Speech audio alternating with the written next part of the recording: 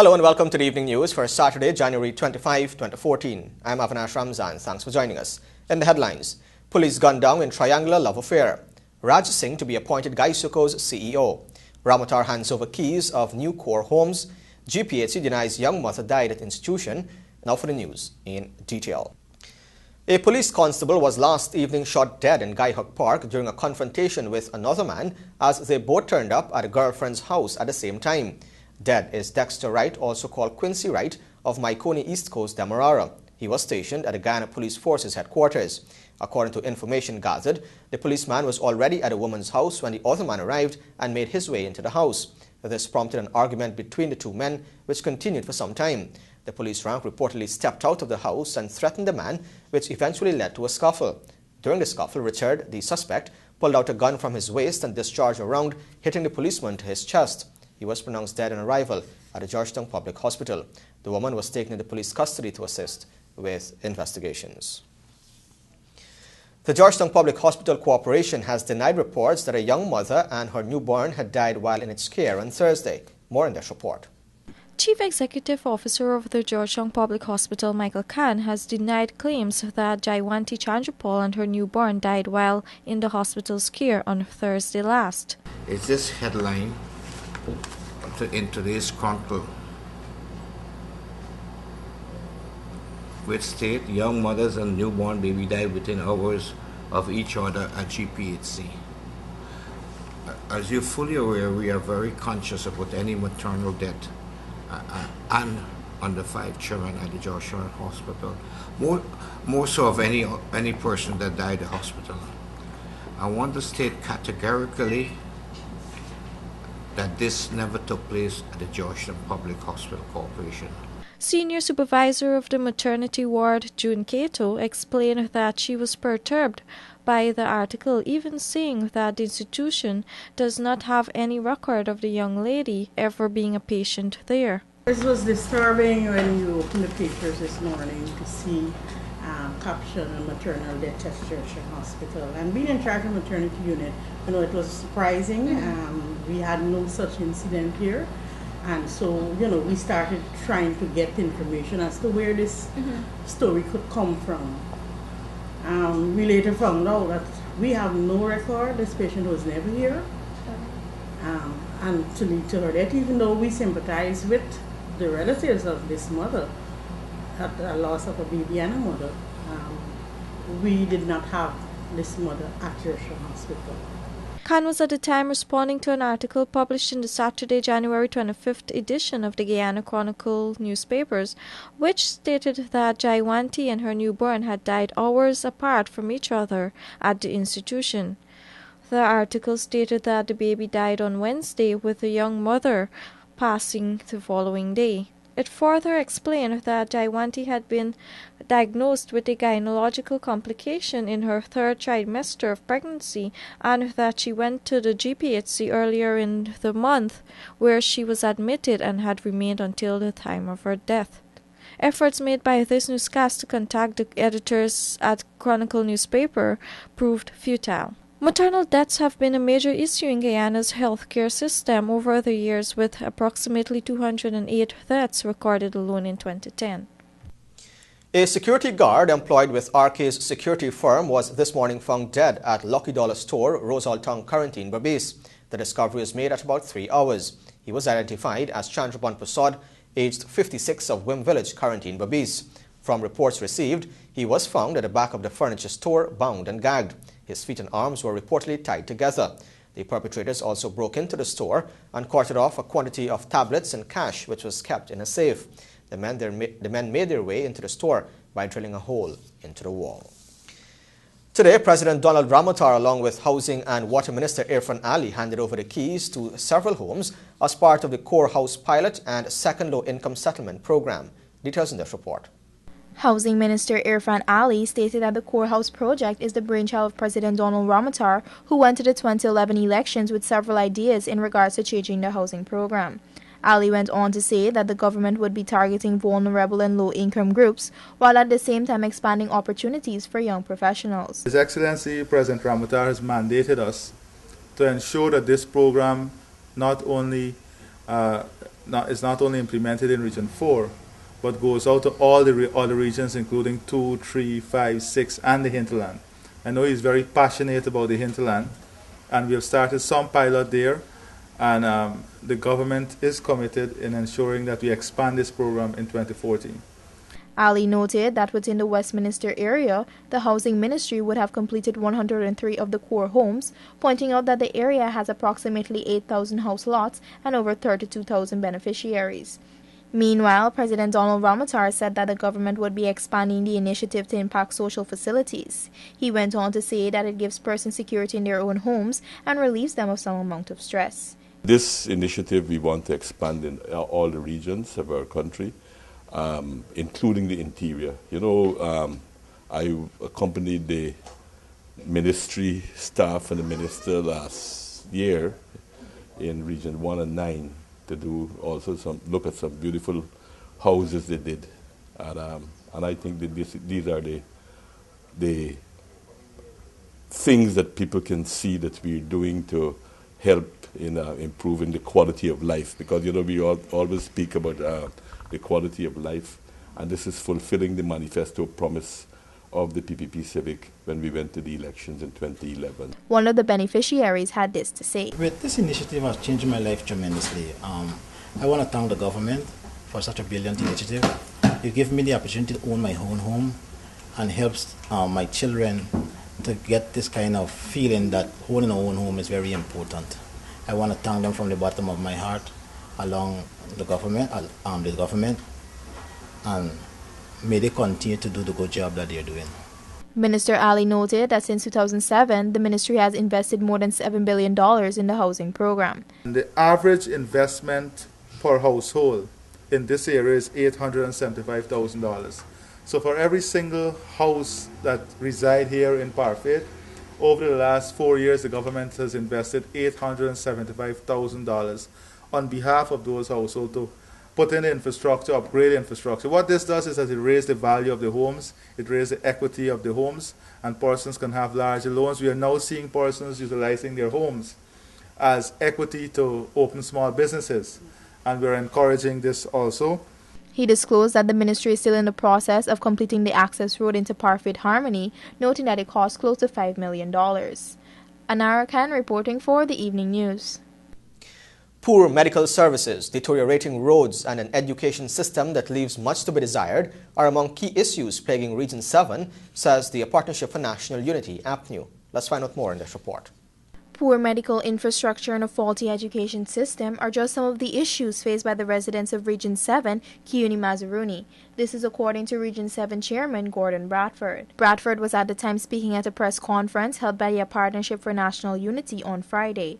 He added that some construction work which was done on the roadways could not possibly facilitate the daily heavy traffic. Whilst I can speak that we have made some progress in terms of infrastructure and what have you, the Bartik-Botaro Road still remains a serious issue affecting the people, especially from 1 to 5 miles. Now, the 1 to 5 miles road is a very important piece of road that serves the mining communities all over. And the type of machinery that traverses that road, the type of work that the ministry would from time to time do, and they did work there as recently as last October. But if you go and see the state of the road now, you wouldn't know that work was done there in October. APNU leader David Granger said that the region is being neglected by the PPPC administration, even though the region has vast natural resources. He stated that there are only 3 schools to serve the entire region. These 3 schools, he said, are overpopulated and understaffed. In terms of public services, the entire region has only 3 secondary schools. The Ramadan Secondary School is overcrowded and the staff there is insufficient. And that is the only secondary school that services the upper miles. Attainment has been adversely affected by the large number of dropouts from the primary and secondary schools and of failures, even at the National Grade 6 assessment examinations. The main hospital, the Bartica Regional Hospital, is a rickety old wooden structure. It is under-equipped and understaffed. Poor irrigation, he added, would often cause food crisis in the region in the event of a flood.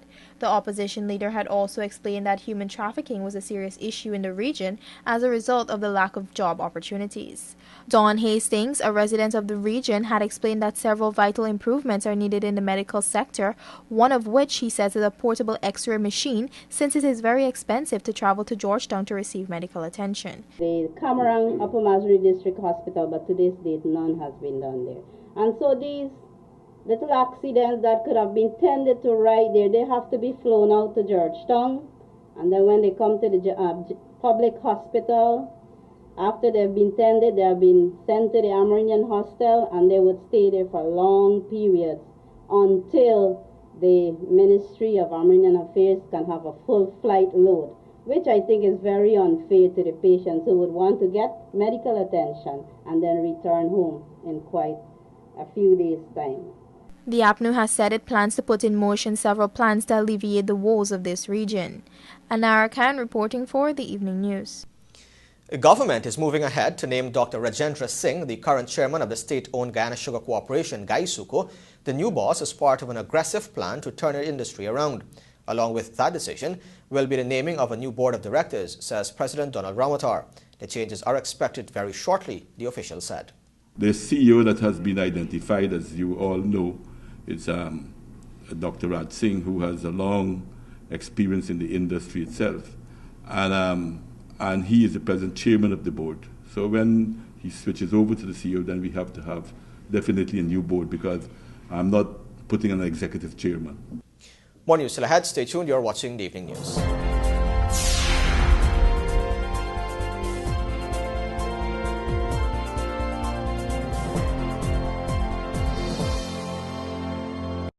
Who said the season of giving is over? It's still a holiday with MMG, a New Year's gift for you. Pay your bills or send money using MMG and win 50% of your cash back. Be one of 5 weekly winners. Plus, get some back. Register today and get $200 in your MMG wallet. So go ahead, start using Mobile Money Guyana and win. It's easy as 1, 2, 3. Conditions apply. See press for details or call 0664. With MoneyGram, you can transfer cash to over 196 countries across the globe within minutes. And with low fees. MoneyGram, bringing you closer. For more information, please call NM Services Limited on telephone number 225-9129.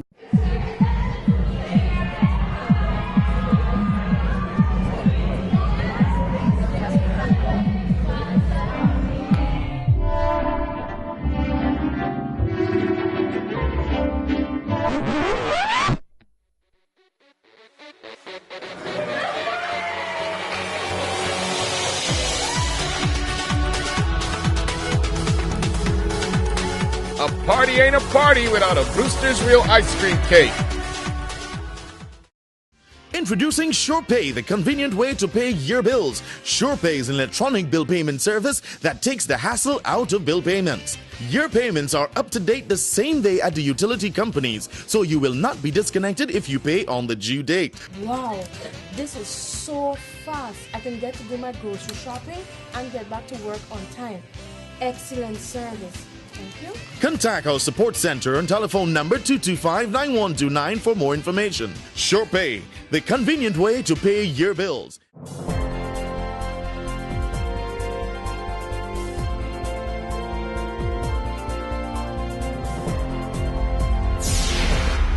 You're tuned to the Evening News. Welcome back. President Donald Ramotar says that he's quite comfortable with his son Alexei Ramotar managing the e-governance project and has no doubt that he's qualified for the position. Samuel Suknanan reports. President Ramotar addressed the issue during a press conference on Friday, stating that he is more than qualified for the post of managing the government's e-governance project, and he has all confidence in him. I am not uncomfortable. My son was employed long before I became president, and I am very comfortable with his qualifications as well. He has a master's in mathematics and computer sciences, and I think that he's eminently qualified for his job. The Partnership for National Unity has criticized Ramotar Jr. about his skills and qualifications as it relates to the e-governance project. He explained that the most important part of it's two projects actually in one, and the most important project is not behind schedule, as you are saying here now. The most important project, the e-governance project, is not behind schedule, and it is also on budget as well. Ramotar Jr. made it clear that he would have been better compensated in Canada or another country in the region when compared to the $650,000 salary he receives in Guyana. Ramotar is the project manager for the e-governance project and recently came in for heavy criticisms from the APNU's Joseph Harmon on the management of the project. Harmon had also questioned the young man's qualifications. In response, during a television interview, Ramotar said that he is responsible for designing, implementing and scheduling of the project. He made it clear that it was an act of patriotism that made him return to Ghana to work. For the Evening News, I'm Samuel Sugnandan. The Ghana Defence Force Chief of Staff, Brigadier Mark Phillips, on Friday awarded on-the-spot promotions and special incentives to 8 ranks of the highly professional 31 Special Forces Squadron and another from the Force's G2 branch. According to a release, the ranks gained their promotions for exemplary performance and service with excellence. The 831 Special Forces Squadron were members of the search and rescue team responsible for locating and recovering the remains of the Trans-Guyana pilot and baggage handler who died when the company's Cessna aircraft crashed into the dense jungle at Olive Creek in the Mazaruni.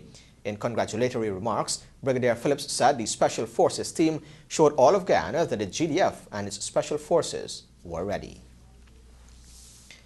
The National Assembly on Thursday last approved the supplementary appropriation bill to the sum of $1.4 billion after a heated debate at the level of the Committee of Supply during the consideration of Financial Papers number 4 and 5 of 2013. More in this report.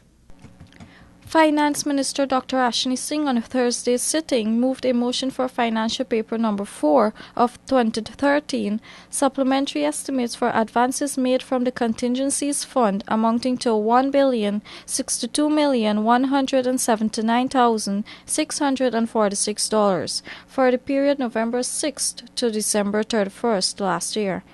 Item number 1 on the paper was $276.3 million for additional electricity subsidiary for the Linden Electricity Company, Inc. and the Kwakwani Utilities, Inc. The Finance Minister was called upon by APNU Member of Parliament Carl Greenwich to justify this expenditure, which he did. Prime Minister Samuel Hinds also supported the government's spending. We would be willing to have a review of the quantities of electricity being used in the Linden area. We'll be very happy. As you know, Madam Speaker, for us this is a very sensitive area. We read in the newspapers all sorts of issues. This is an area where we have been maintaining and meeting 90% of the costs of generation of electricity in Linden. This is an area where maybe we may have been holding back to look into it because of the sensitivity of this matter. But if the other side openly here wants us to get very deeply and public into the use of electricity in Linden, then we are ready to do that. Other items on the paper included $69.3 million for the development of foreign policy under the Ministry of Foreign Affairs. Another $24.2 million under the local government ministry was for the aid in a Georgetown cleanup campaign, and some $50 million went towards the student scholarship under the Ministry of Public Service. In addition, $160 million was utilized for drainage works under the Ministry of Agriculture. The Transport and Harbour Department was giving $121,897 million. Section B on the Financial Paper 4 saw $6.6 million spent on construction and extension of washroom facilities at Parliament. Meanwhile, Financial Paper number 5 was also placed before the Committee of Supply and was approved to the sum of $412,780 million. This included $257.5 million under the Agriculture Ministry for the additional drainage and irrigation works, and $97.6 million was utilized by the Housing and Water Ministry to facilitate the low-income settlement program. Finally, the Ministry of Legal Affairs was giving $57.5 million under the Justice Improvement Program. The Transport and Harbors Department is still trying to locate the cargo ship which sank last Saturday in the Atlantic Ocean. Maritime Safety Director Stephen Thomas said that the agency is trying to locate the boat but is experiencing difficulties, says it is not aware of the exact location where the vessel sank. The harbour master said officials have marked the area and will be using a sound machine to detect activities in the ocean which could be caused by a wrecked vessel. He added that they will also be using the sweeping method in a bid to locate the boat. However, Thomas disclosed that some cargo was found washed ashore and a maritime agency is investigating to determine whether the items were from the vessel. This is Evening News. Stay tuned for sports, sponsored by MacCorp after the break.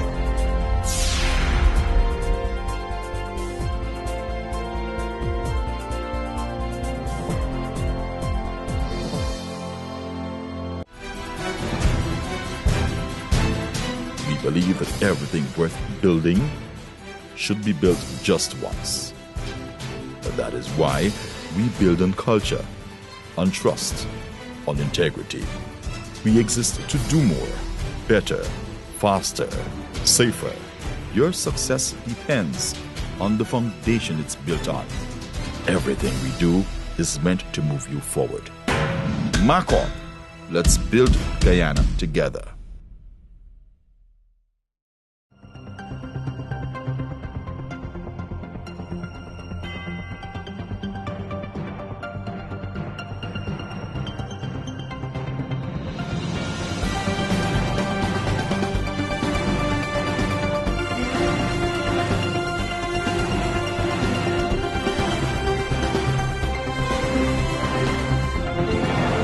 Welcome back to Evening News. Now for a look at sport. In the headlines, national cricketers win final warm-up game. All set for Kennard Memorial Turf Club horse race meet tomorrow. And Chris Gayle out of Nagico Super 50 competition. Now for the details. We start off with some cricket news. The National 11 were 5 runs ahead when rain brought a premature end to the final day-night warm-up game against the Rest combination at the Guyana National Stadium on Friday evening. Chasing 195 for victory, the National 11 reached 154 for 5 in 42.1 overs before the rain intervened, winning by the Duckworth-Lewis method after needing to be 149 in 42.1 overs. The National 11 went about the chase with a match-winning partnership of 74 from West Indies middle-order batsman Nassim Dinarain and Royston Crandon. Dinarain struck a composed 56 off 87 balls with 4 boundaries. He was supported by Trevon Griffith 28, Royston Crandon 22 and Ramnarish Sarwan 16. For the Rest combination, opener and skipper Sinarain Chattergoon and Asset Fudderdin provided an opening partnership of 117 for the first wicket. Chattergoon returned to form with a fluent 74, while fellow left-hander Fudderdin made 46. Rajendra Chandrika 29 and Vishal Singh 26 were the other 2 batsmen with any significant scores, as the Rest combination eventually reached 194 for 8 from their 50 overs. Fast bowler Runsford Beaton grabbed 3 for 30 and skipper Christopher Barnwell chipped in with 2 for 29 bowling for the National 11. The game was a final warm-up match for the national squad before they depart toward Tuesday for next week's commencement of the 2014 Nagico Super 50 tournament in Trinidad and Tobago.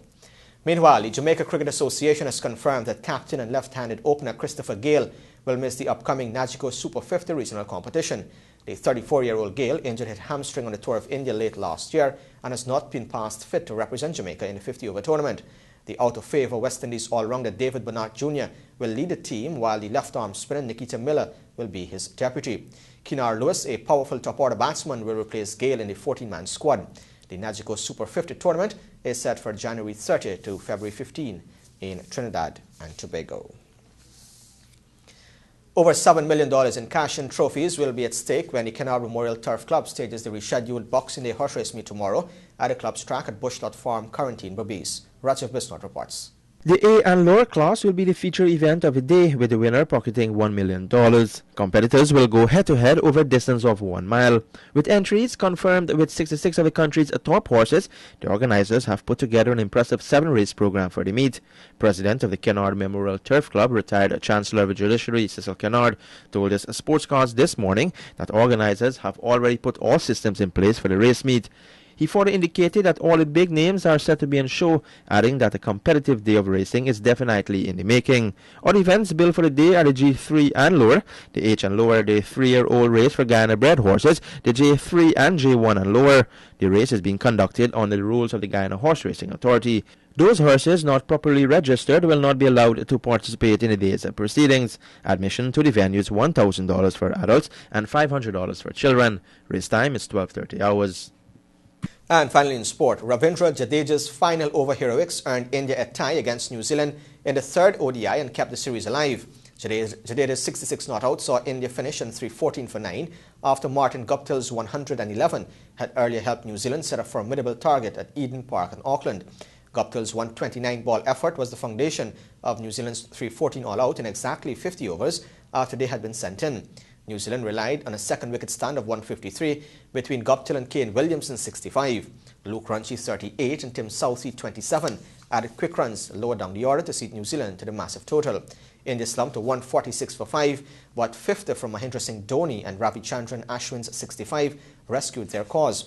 Jadeja took control in the latter stages to fall 1 run short of the winning target, meaning New Zealand retained their 2-0 lead in the 5-match series, heading to Hamilton on Tuesday. And with that, we've come to the end of sport. Of course, you can find these and many more stories in tomorrow's edition of the Guyana Times. And here's an invitation to join us on TVG Channel 28 and on Radio Guyana Inc. 89.3 in Essequibo, 89.5 in Jersey and Environs, and 89.7 in Berbice and Unicary, Suriname. Stay tuned, your Bridge Reports next.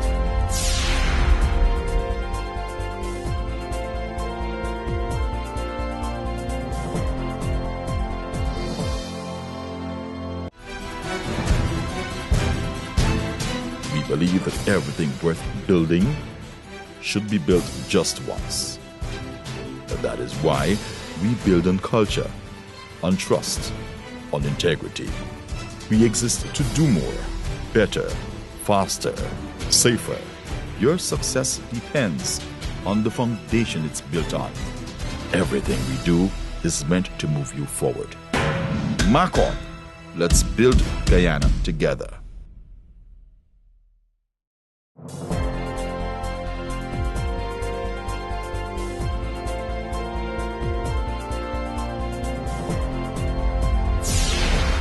Welcome back to the evening news. Now for a look at your bridge reports. The Damar Harbour Bridge will be closed on Sunday, January 26 at 13 hours for a period of 1.5 hours, and the Berbice River Bridge will be closed on Sunday, January 26 at 12 hours 15 for a period of 1.5 hours. And with that, we've come to the end of the evening news for Saturday, January 25, 2014. I'm Avinash Ramzan. Thanks for watching.